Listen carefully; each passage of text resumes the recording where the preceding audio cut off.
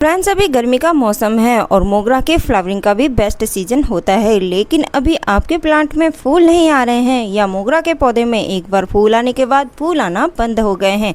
तो आज की वीडियो में मैं आपको बताने वाली हूँ एक ऐसी चीज़ का इस्तेमाल जिसका उपयोग करने से आपका पौधा अगर फूल नहीं दे रहा है तो बहुत ही जल्दी बहुत ज़्यादा संख्या में फूल देगा, और यदि उसमें एक बार फूल आने के बाद फूल आना बंद हो गए हैं तो प्लांट दोबारा से फूल देना स्टार्ट कर देगा। एक खास फर्टिलाइज़र जो कि मोगरा के पौधे के लिए अभी गर्मियों का मौसम में बेहद ही ज़रूरी होता है।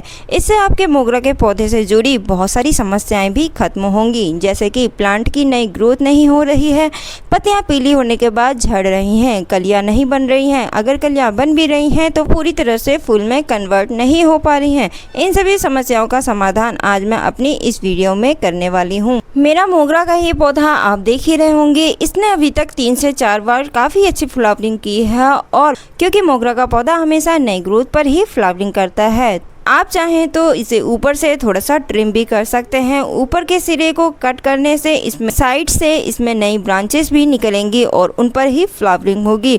दूसरी बात, यदि प्लांट की कलियां अगर झुलस कर गिर रही हैं तो फ्रेंड्स, इसको आपको दोपहर की तेज़ धूप और गर्म हवाओं से भी बचाना होगा।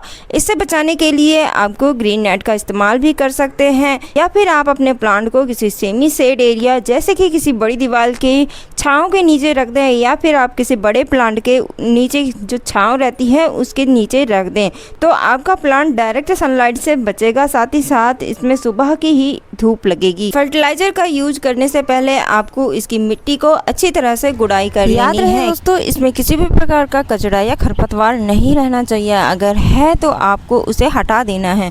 मोगरा के पौधे में रेगुलर आपको पानी देना है, बहुत दिनों तक उसको सूखा नहीं रखना है। मिट्टी में हमेशा नमी बनाए रखनी है। इस तरह से आपके मोगरा के पौधे में वाटरिंग करनी है। चलिए दोस्तों, अभी बात कर लेते हैं खाद के बारे में कि हमें मोगरा के पौधे में कौन सी खाद डालनी है, या फिर ऐसी कौन सी चीज़ डालनी है जिससे हमारा पौधा हमेशा हरा भरा और फूलों से लदा रहे। तो मैं यहाँ पे डाल रही हूँ वर्मी कंपोस्ट।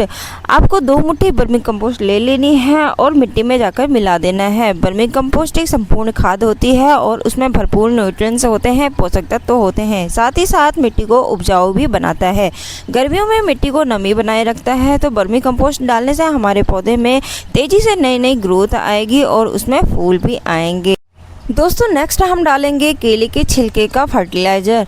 आपको क्या करना है कि जो केले के छिलके रहते हैं उसको छीलकर सुखा लेना है। सुखाने के बाद उसे पाउडर फॉर्म में बना लेना है। केले के छिलके में पोटेशियम भरपूर होता है। यदि आपके मोगरा के पौधे में फूल आकर बंद हो गए हैं तो यह फर्टिलाइज़र डालने से बहुत ही फायदा होगा। पौधे को पोटेशियम की ज़रूरत पूरी हो जाएगी। 2 चम्मच आपको केले के छिलके का पाउडर मिला देना है। नेक्स्ट, जो चाय की पत्ती रहती है, यूज्ड चाय की पत्ती, हमें उसको धूप में सुखा लेना है, और धूप में सुखाने के बाद उसको हमने अपनी मिट्टी में यूज करना है, क्योंकि चाय की पत्ती में नाइट्रोजन भरपूर होता है और यह हमारी मिट्टी को एसिडिक बनाता है, और मोगरा के पौधे को एसिडिक मिट्टी पसंद होती है। एसिडिक मिट्टी होने के कारण और नाइट्रोजन से भरपूर मिट्टी होने के कारण इसमें बहुत अच्छी फ्लावरिंग होती है। तो चाय की पत्ती को हम अपनी मिट्टी में मिलाने के बाद मोगरा के पौधे में भरपूर फूल ले सकते हैं। अब मैं आपको सबसे लास्ट फर्टिलाइजर के बारे में बताने वाली हूँ। दोस्तों, ये है चौक। 2 छोटी चौक ले लेनी है और इसे पाउडर फॉर्म में बनाने के बाद अपनी मिट्टी में यूज करना है।